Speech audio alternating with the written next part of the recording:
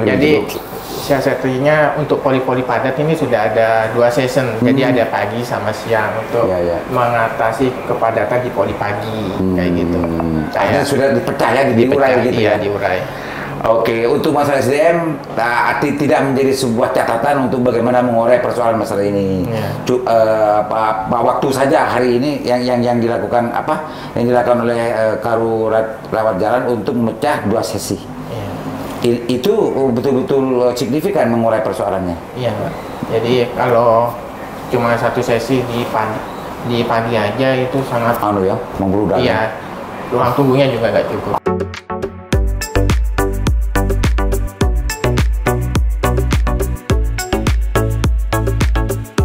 Assalamualaikum warahmatullahi wabarakatuh. Kembali lagi berjumpa dengan saya Leman Haris di acara Hisam Rabu. Pemirsa, ini adalah bentuk pelaksanaan dari bagaimana masukan dari Dewan itu betul-betul masuk gitu ya, langsung kepada sasaran gitu ya. Kalau sebelumnya kan diwakili oleh direktur, oleh direksi dan yang lain-lain. Hari ini salah satu bentuk dari kebijakan direktur Rumah Sakit Bangkalan agar masukan itu betul-betul langsung kepada petugas yang betul dibebankan kepadanya gitu ya. Kalau ke Karu, ke Poli dan yang lain langsung. Makanya hari ini ada bentuk dari bagaimana ini bisa menjadi sebuah dokumen yang menjadi acuan nantinya untuk pembenahan RSUD ke depan. Assalamualaikum. Waalaikumsalam. Pak Rizal ya? Iya, Pak. Pak Rizal sudah berapa tahun di sini, Pak Rizal? Di rumah sakit 14 tahun. 14 tahun. Iya. Di sini sekarang ditugaskan di mana? Sebagai kepala poli instalasi rawat jalan. Rawat jalan. Iya. Assalamualaikum Pak Widi. Waalaikumsalam. Saya nggak perlu memperkenalkan Pak Widi, sudah tiap malam di sini. Apalagi Pak Ketua. Assalamualaikum Pak Ketua. Salam. Kita mulai dari Pak Rizal, Pak Ketua ya. Monggo. Pak Rizal, dikasih tugas untuk rawat jalan ya. Iya. Sebetulnya apa sih ruang lingkup yang ditangani, yang ditugaskan Pak Rizal itu dari hulu sampai hilirnya? Ceritakan dong. Ya. Terima kasih Pak Liman. Jadi poli instalasi rawat jalan di RSUD Hisam Rabu ini terdiri dari 3 lantai, 25 poli, 25 poli, iya, 53 dokter dan 62 perawat bidan fisioterapi psikolog. 62 sangat besar, gemuk untuk di rumah sakit dibandingkan ruangan lainnya maksudnya. Ya. Ini ceritakan saja Pak Rizal, ceritakan tentang masalah yang menjadi tugas pokok di ruang lingkup kewenangan jenengan di rawat jalan itu. Kalau ada pasien semua nanti pasien itu harus bagaimana dan bagaimana, di situ saja yang dijelaskan Pak Rizal terkait dengan urusan yang sekarang. Barangkali nanti ada masukan dan juga apa keluhan, apa kekurangannya juga diceritakan Pak Rizal. Kelebihannya juga Jadi kunjungannya meningkat, Pak. Kunjungan? Iya. Data dari Desember itu 2000 awal minggu awal itu Desember itu 2000 pasien? Iya, 2000 pasien satu minggunya. Satu minggu ini? Tiap minggunya. Jadi meningkat terus sampai mulai April itu sudah 3.500 per minggu? Per minggu. 3.500. Untuk yang Juli ini 3.533 terakhir laporan. Jadi sebelum lanjut biar saya juga paham dan publik juga paham. 3.000 kunjungan itu yang masuk ke sini di jalan, apakah ada pembedaan ya? Semua pasien yang masuk rumah sakit apa hanya dirawat jalan, Dok? Hanya dirawat jalan aja. Beda dengan yang masuk di UGD. Itu beda. 3.533. Pak Dewan. Jadi ada peningkatan 73% dari Desember itu. Itu konstan 3.500-an mulai dari April sampai bulan ini. Bulan ini. Iya. Tiap minggunya. 25 poli. 25 poli. Yang selama ini menjadi keluhan antrian atau masih tertangani? Iya. Jadi dengan meningkatnya kunjungan ini otomatis ada permasalahan-permasalahan sebelum antisipasi masalahnya ya Pak. Penambahan di ruang tunggu, kursi tunggu otomatis kurang. Itu sudah ada penambahan. Banyak yang anu ya. Penambahan berdesak-desak. Ya, kursi tunggu di tiap lantai sudah ditambahi. Terus AC yang di tiap lantai itu ada juga di backup sama kipas 4 fan tiap lantai. Terus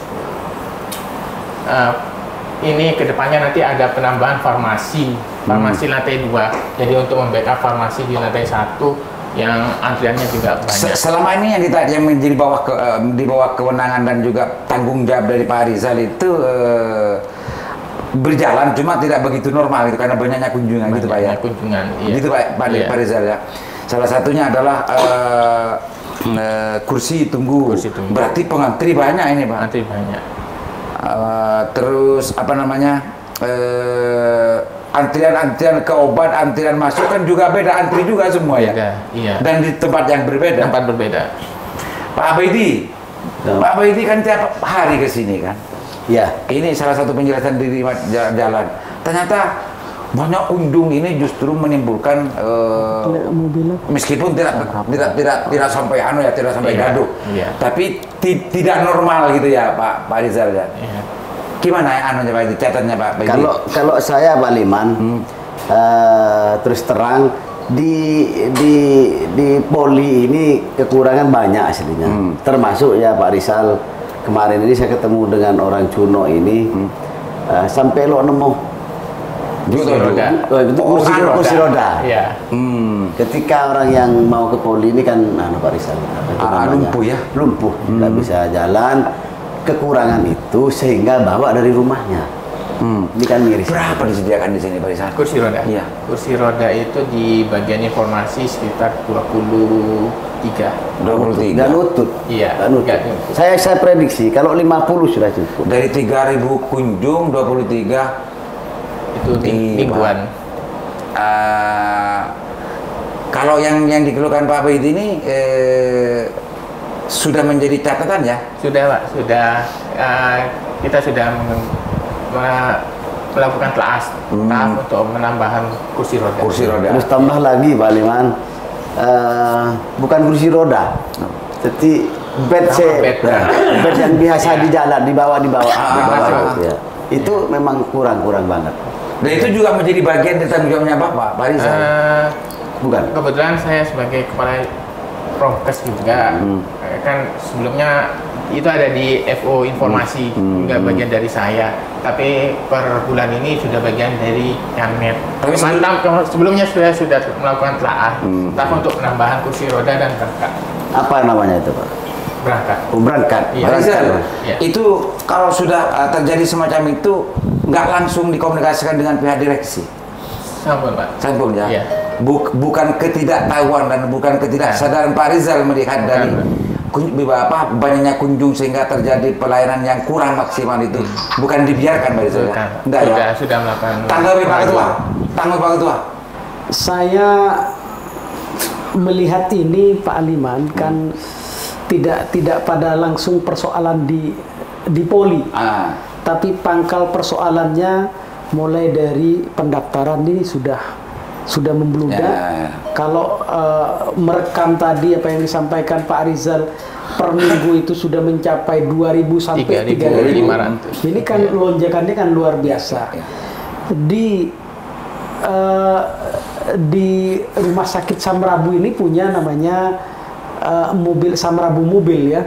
Ini kalau dimanfaatkan dan disosialisasikan ke masyarakat secara benar dan masyarakat bisa paham, maka membeludaknya masyarakat pada saat antri itu lebih bisa terurai. Ya, terurai. Kemudian persoalan ruang tunggu ini juga kalau bisa harus diberi fasilitas khusus, terutama orang yang menunggu pada saat antri obat. Ini sampai kadang-kadang sudah selesai pendaftaran, ini masih antri boleh. Pendaftaran antri, mendapatkan obat antri. Akhirnya persepsi masyarakat bahwa pelayanan di rumah sakit ini lelet, tidak cepat. Ini padahal kita sudah akan melakukan yang terbaik. Maka dari itu dua hal itu juga penting. Bagaimana samrabu mobil itu juga harus disosialisasikan. Tetapi juga ketika orang habis rawat jalan, ketika orang habis periksa, belangko dari BPJS itu juga harus dipersiapkan. Ya. Karena salah satu pendaftar mandiri itu juga berangkat dari itu sebagai syarat adalah formulir BPJS yang juga harus dilengkapi, sehingga mengurangi antrian yang panjang. Pak Rizal, ini kan Pak Rizal apa namanya menjadi wajah kan, ketika kewenangan Pak Rizal menjadi wajah samrabu loh, dari orang daftar, antri, nunggu, mendapatkan obat, antri lagi, dapatnya obat itu, antri dua kali. Antri dua kali. Ini menjadi wajah samrabu untuk melihat bagaimana kualitas pelayanan dan mutu pelayanan di sini. Ini Pak Rizal kan sebetulnya menjadi tanggung jawab besar Pak Rizal ini untuk bagaimana memperhatikan kekurangan dan lain sebagainya. Kalau melihat dari cerita barusan, banyaknya kunjungan, apakah tenaga yang dipersiapkan untuk melayani semacam itu kekurangan, atau fasilitas yang kurang, atau apa sebetulnya Pak Rizal? Untuk pendaftaran itu sudah ada mobil samrabu sama ADM, anjungan daftar mandiri. Ya ADM. Nah, selain loket pendaftaran itu. Jadi kemarin saya amati untuk satu pasien itu cuma membutuhkan 40 detik. 40 detik Ya, untuk daftarnya. Iya. Untuk farmasi ini ke depan nanti akan ditambah farmasi lantai 2 di Poli untuk membackup farmasi di lantai 1 yang padat itu, Pak. Sekarang masih satu ya? Masih satu. Ini lagi proses. Mungkin insya Allah semoga minggu depan sudah bisa. Wow, ini sip kalau sudah minggu depan. Yang kedua, Pak. Gimana? Ketika sudah selesai di antrian pendaftaran, ini di antrian dokter juga harus lagi gitu ya. Dokter ini harus disiplin.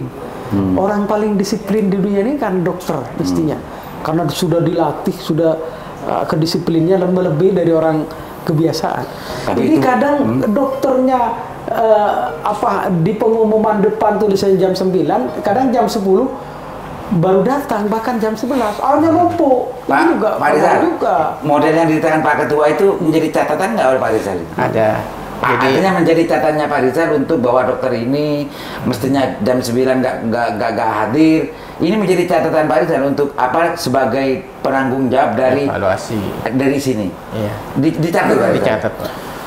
Sudah berapa dokter yang ada beberapa catatan sebetulnya persentase dari sekian banyak ini yang andil melakukan yang andil terjadinya kredit antrian ini. Jadi rata-rata yang bikin kredit tidak sesuai jadwal itu biasanya yang dokter yang operasi kadang masih operasi kayak gitu. Jadi masih ada operasi situ yang mendadak seperti itu. Ya. Artinya itu Pak Rizal ingin menyampaikan bahwa ketika dokter semacam itu kita harus membuka ruang pemakluman, memaklumi gitu ya, Pak Rizal ya. Keterlambatan itu harus dimaklumi gitu. Tapi masa semua dokter begitu, Pak? Enggak, Pak. Enggak ya. Jadi sebelum ke dokter kan ada perawat atau bidan yang anamnesa. Tetap melakukan pelayanan sambil menunggu dokter. Jadi nggak dari jam 7 di pintu itu jam 9 memang. Tapi dari jam 7 sampai 9 bukan berarti pasien menunggu bengong, tapi tetap dilayani.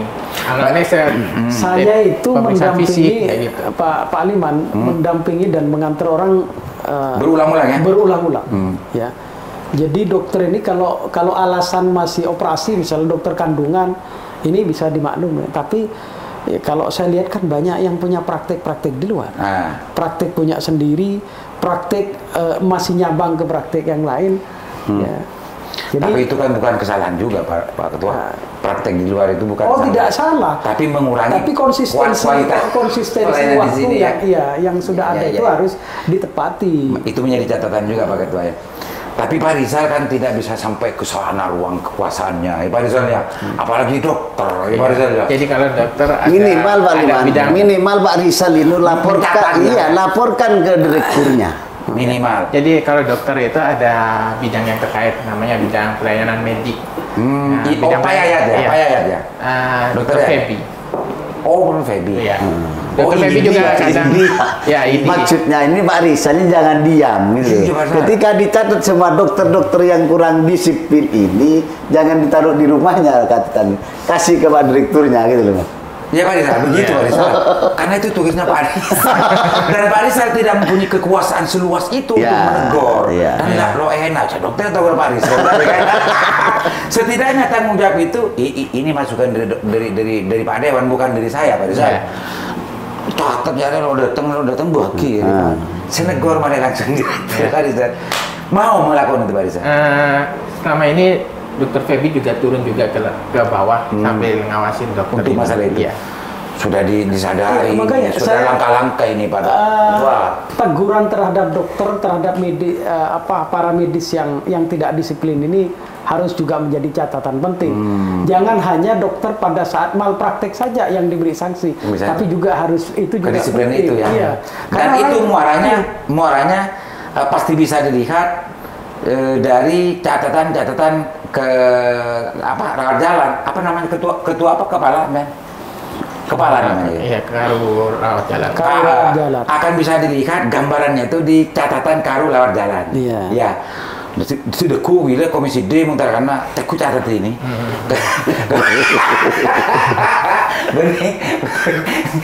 Jadi harus harus rajin nanti mencatat Pak Rizal nanti catat ke anak buahnya, jangan sampean sendiri karena catat dan lain sebagainya. Agar kalau orang ini datang nanti ke karu rawat jalan, mana catatannya? Mau sampean takut semua biar mereka yang lagi Pak. Seperti catat meskipun udah kamu pajak. Mau nyatat itu pajak? Ada Pak catatannya. Ternyata sudah on progress Pak Ketua. On progress. Tegur belum dilaporkan. Yang melaporan takut. Tapi kalau secara persentase tenaga gitu, SDM yang ada dari volume kunjung yang begitu banyak, persentasenya kira-kira masih kekurangan atau memang bagaimana? Jadi dari tenaga sudah cukup Pak. Jadi siasatinya untuk poli-poli padat ini sudah ada 2 season. Jadi ada pagi sama siang untuk mengatasi kepadatan di poli pagi kayak gitu. Akhirnya sudah dipercaya diurai gitu ya. Diurai. Oke, untuk masalah SDM tidak menjadi sebuah catatan untuk bagaimana mengurai persoalan masalah ini. Waktu saja hari ini yang dilakukan oleh karu rawat jalan untuk memecah 2 sesi. Itu betul-betul signifikan mengurai persoalannya. Iya, Pak. Jadi kalau cuma 1 sesi di pagi aja itu sangat membludak. Iya. Ruang tunggunya juga nggak cukup. Iya. Oke, Pak Ketua, silakan Pak Ketua. Catatan besarnya ke rawat jalan untuk bagaimana menjadi kebijakan-kebijakan yang akan dilanjutkan ke depan. Silakan, Baik, Pak Ketua. sebagai closing statement, pertama, Samrabu mobil ini harus disosialisasikan, baik di media-media online ataupun di setiap rapat. Yang kedua, fasilitas ruang tunggu, baik ruang tunggu untuk pendaftaran maupun ruang tunggu farmasi menunggu obat ataupun nunggu dokter, ini juga harus difasilitasi dengan baik, termasuk kursinya, kemudian AC-nya. Pak Piti, Umum. Saya catatannya cuma itu tadi itu aja. Artinya rong-dorong itu siap pagi ngade pas setedung untuk orang apa namanya? Berangkat namanya Pak. Berangkat ya? Iya, berangkat. Jadi berangkat itu minta di standby, jadi masyarakat Bangkalan ini kalau pulang ibu di rumah mana? Oke, itu Pak Piti ya. Pak Rizal, tanggapi apa yang menjadi kewenangan Pak Rizal yang tidak penting untuk didiskusikan dengan siapapun. Pastinya Pak Rizal sudah mencatat ya, bisa dilanjuti. Atau sesuatu yang tidak menjadi kekuasaan dan kewenangan Pak Rizal dari bincang santai barusan ini kan sudah ada di catatan-catatan dari Pak Dewan dan yang lain untuk bagaimana ditindaklanjuti ke depan, termasuk urusan berangkat dan yang lain-lain ini agar kedepannya bisa minggu depan atau bulan depan Komisi D bisa melihat bagaimana progres dari catatan hari ini. Silakan Pak Rizal sampaikan apa yang ingin disampaikan, keunggulannya di rawat jalan apa dan macamnya sekali menjadi konsisten Pak Rizal. Ya. Silakan Pak Rizal. Jadi di poli tadi rawat jalan di RSUD Samrabu ini sebenarnya banyak layanan unggulannya. Kalau disebutkan nanti panjang. Jadi saya ambil satu poli diagnostik saraf. Jadi yang patut dibanggakan di poli diagnostik saraf ini kita punya alat satu-satunya di Madura yang memiliki. Jadi ada 3 alat. Yang pertama TCD, transcranial Doppler. Yang kedua itu carotis Doppler sama EEG. Jadi apa itu EEG itu? EEG itu untuk melihat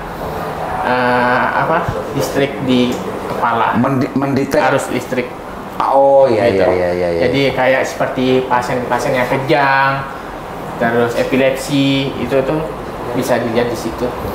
Terus yang transcranial Doppler itu untuk lihat di peredaran darah di otak, di kepala.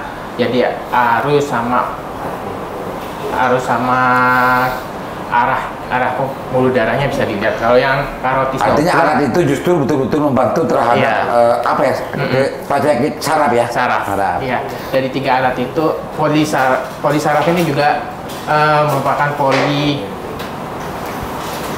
kunjungan yang nomor 2 tertinggi selain poli jantung. Poli jantung juga nomor 1. Jadi banyak alat-alat yang sudah disediakan di sini. Yang sarana prasarana yang sudah lengkap. Juga bukan hanya sarana dan prasarana saja yang lengkap, SDM juga mumpuni. Jadi yang kemarin di dokter spesialis ortopedi itu mewakili Indonesia ke Ceko. Itu dokter sini berarti ya? Iya, dokter di RSUD Samrabu. Pemaparan tentang tulang belakang, konferensi dokter spesialis ortopedi gitu. Itu Pak Rizal ya, artinya catatan-catatan besar dari